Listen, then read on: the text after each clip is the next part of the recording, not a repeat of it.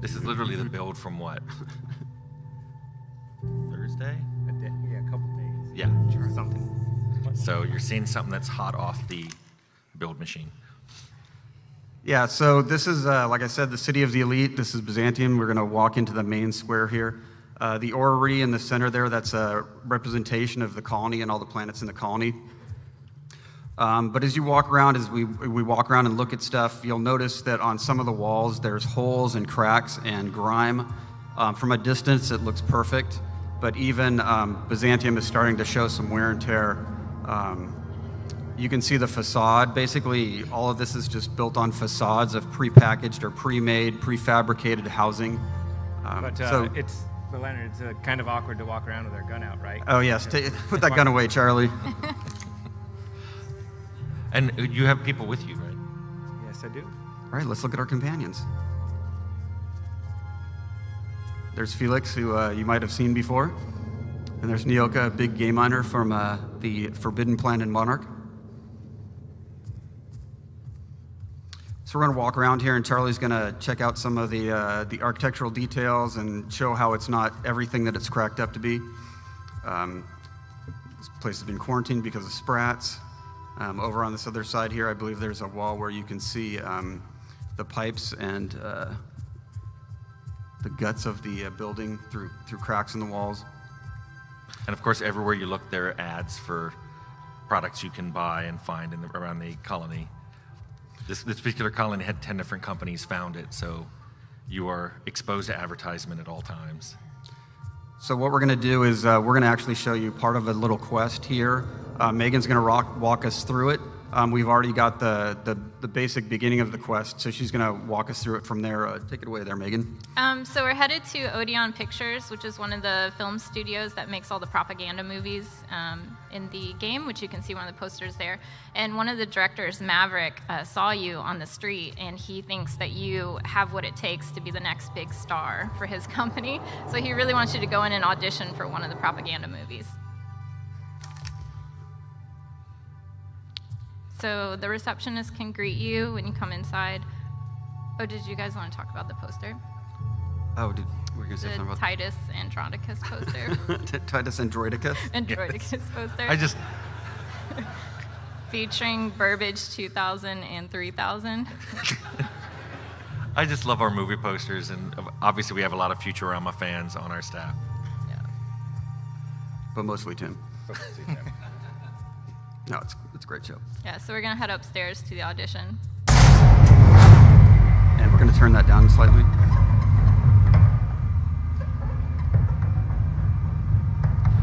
Normally they'd be chatting back and forth. We don't have our voice done yet.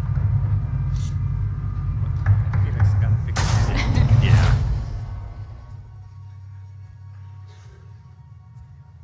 So we just use the intercom to let them know we're here. And they say, great, come on in. So they just want to let us know that they're going to be using live weapons in the audition for optimal product placement and to add a little bit of realism to it. So. And that sounds good to me. I can work with that. Yep.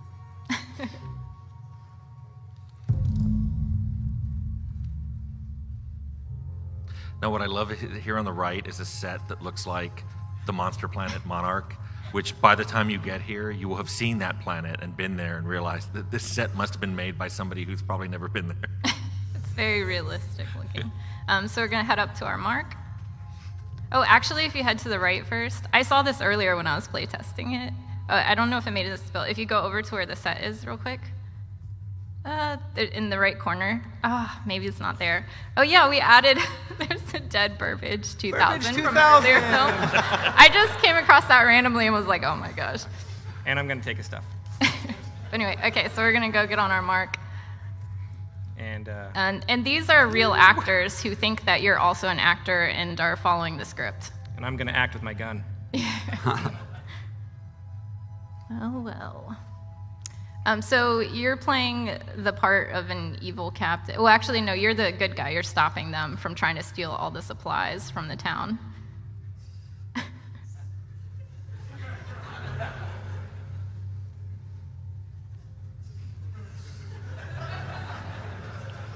So you can see a little bit of the mix of the dark and the silly. Yeah, so I think we'll go with, yeah, you want to go with Pirate? the U-Foul Pirate. We're going to ham it up here. Quality acting. Yeah, and your companions will jump in with their opinions on this stuff.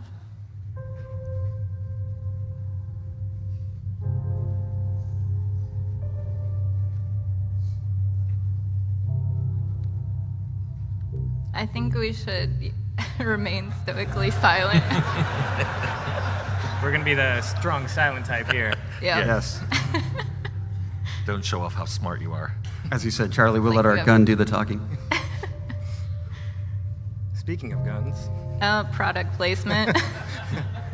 Which you can find in the game.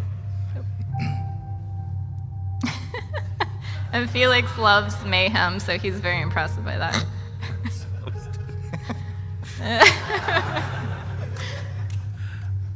so a little bit of humor in this game. Yeah, I still laugh at the humor every time I play.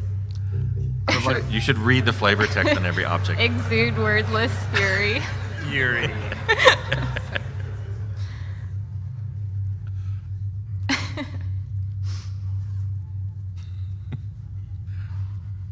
Neoka's not impressed. Yeah, she didn't grow up on this planet.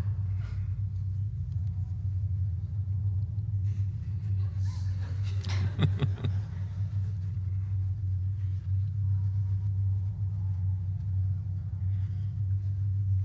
right, let's get to the good stuff. I think it's time, Charlie. All right. So you could play out the quest. Oh, wait. Oh, make your eye twitch. Oh yeah, I'm gonna. Yeah, make your eye switch first. Wait. Can't miss that. Speechless.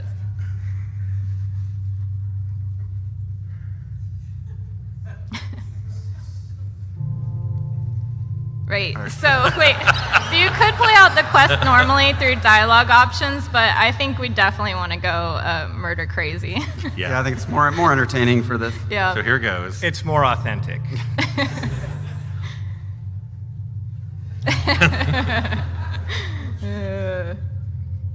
Safety soft.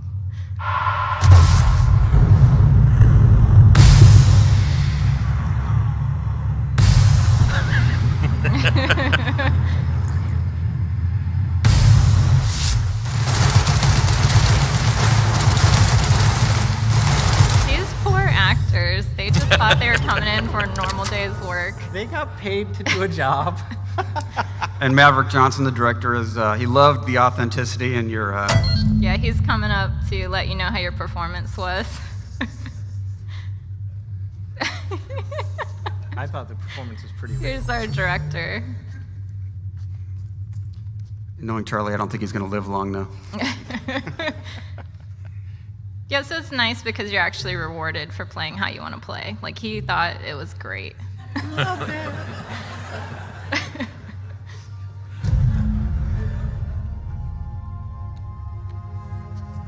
And, I think we should kill him too. I'm just saying.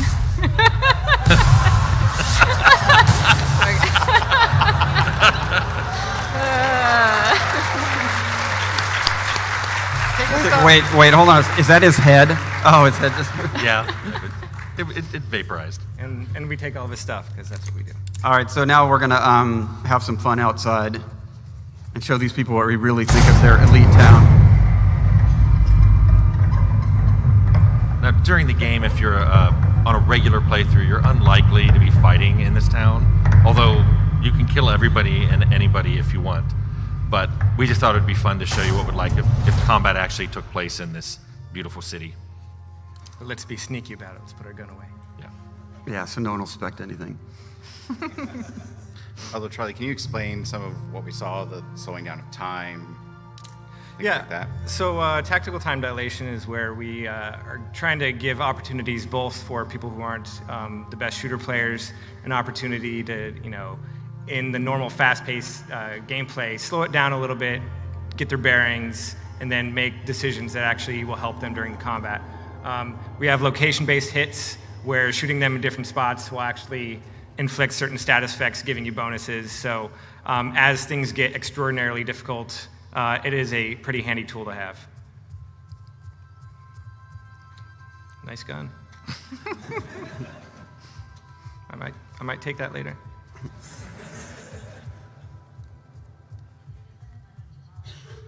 So eventually you need to get into that building, I believe.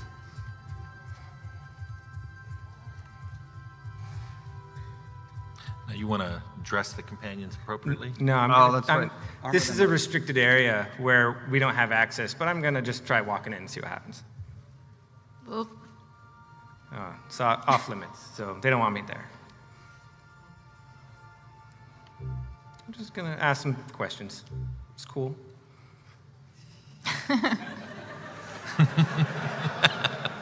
Funny thing, I have one of those. But we're not going to give it to him. You could give it to him and bribe your way in that way, but we prefer a more direct approach.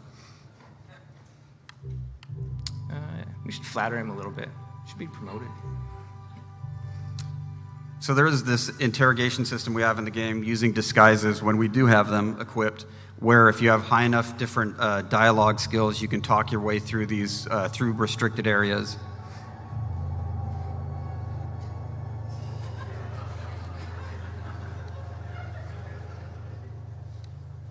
So here's where you actually could give him a grenade launcher. Because he really wants one. But let's not do that. We need to equip Felix correctly. I think he's under armored. All right, let's go in here real quick. And, Oop. I'm gonna put the pink briefcase on his head. He even has a temporary icon. That's how. Now we're ready to start fighting. That helmet. Oh my god. Oh, Felix. That helmet is available for sale in the game at your nearest Spacer's Choice vendor. And we should get stuff started with a bang. Let's That's go. right. Let's do it. Or do kick to it, the Felix. face. All right, Felix, have fun.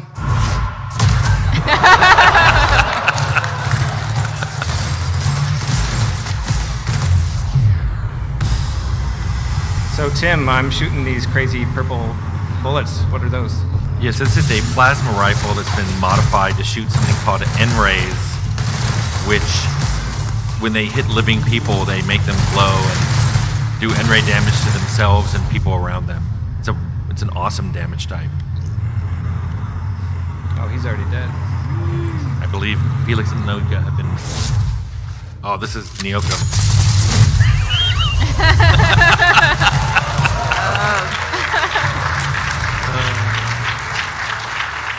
It cuts off a little bit now, but before she does that, she takes a swig off of her flask, so it really defines her character well. She's good to have in a pinch. Now we're gonna hit things, because hitting Yes. things is fun. Yes. And this is using the corrosion. So this is our Inferno side that you might have seen from our earlier trailers, but this is actually modified to do corrosion damage. And corrosion damage is good for heavy armored things. These mods are also available for purchase at nearby weapons vendors. At fine retailers everywhere. But, yeah, I'm gonna, don't mind me. Oh, and civilians, yeah, it's okay. Aww. Poor top hat person. We could.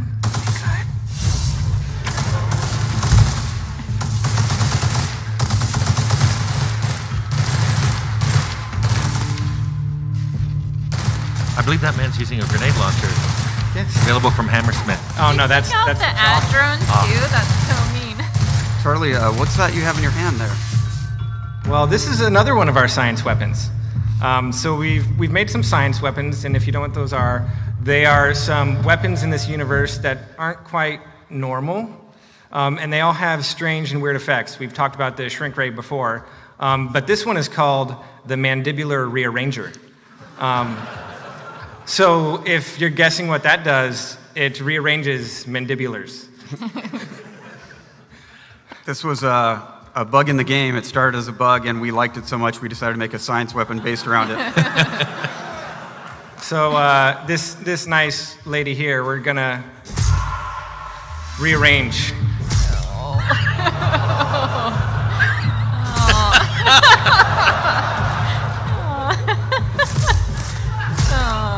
So compared to other melee weapons, This one doesn't deal as much damage, but it actually will slow people down, and if you hit them multiple times, it will freeze them. As well as do some rearranging of faces. And like every science weapon, the amount of that slowdown is proportional to your science skill. So if you want to make a combat character who basically has a high science skill and specializes in science weapons, this is it. It's also funny. We have a science weapon for every weapon type in the game, so you don't have to be a melee combat character if you don't want to. What's the other one we showed? We showed the shrink ray. We showed the shrink ray. So you've seen the handheld one-handed gun, and this is the one-handed melee weapon.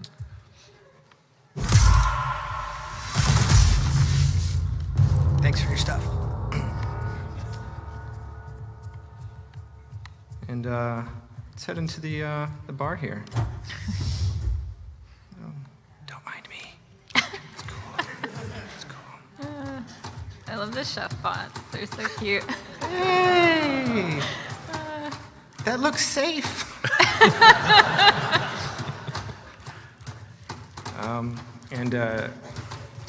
Should Felix kick someone?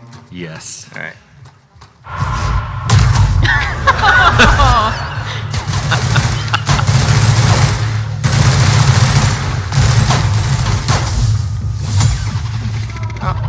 What? Okay.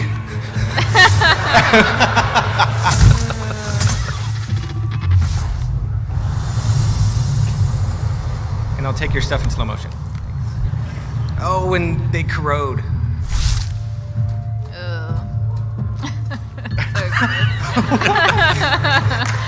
All right.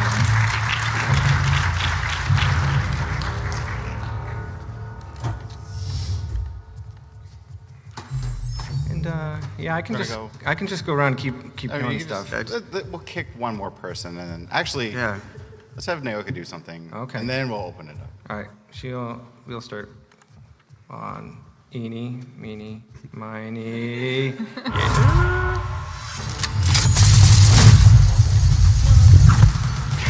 Oh, this is overkill.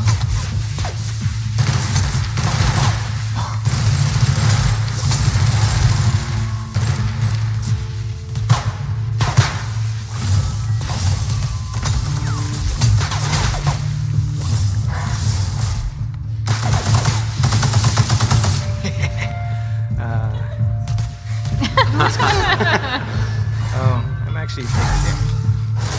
Oh, you were dying there. I know. Oh yeah, that's sick. Aw. It's okay.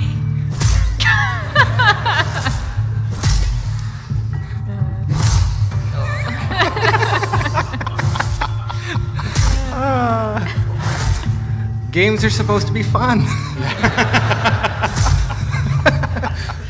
Okay. Charlie's going to do this all day if we let him. We should probably that's open it up for some definitely Hey, look, questions. a flaw. What did you get? I don't know. I can't read from here. Cynophobia. What does it Too many say? canids. Oh, because they had a pet canid, and it was gnawing at my ankles. I didn't see you It was kill like that. a teacup size one too, and now you're afraid of it. All right. So, real quick before we get to questions, can we talk about the flaws since that popped up? Yeah, what must have happened there is Charlie was getting chewed on by a teacup canid while he was fighting everybody else, and it pushed him over a threshold, because this is a save game. This occurs in about the middle of the game. So the game is monitoring everything you're doing and keeping track of how much damage you take from different things, and how much time you've gotten hurt, or taken falling damage or anything like that. So occasionally and it really depends on your playthrough, it'll just offer you this flaw. And if he had taken that, he would have taken more damage from any canid that attacked him, because he's terrified of canids, but he would take more, he would be able to pick another perk immediately. It's completely optional. You can ignore the whole system if you want, but personally I like the idea of a flawed hero. And we also increased the number of flaws you can take based off of the difficulty level, so that on the hardest difficulties, it is you're more of a flawed and interesting character. Yes. but it should be a pretty fun thing to increase the difficulty for people. Well, cool. Thank you for showing off the game, guys.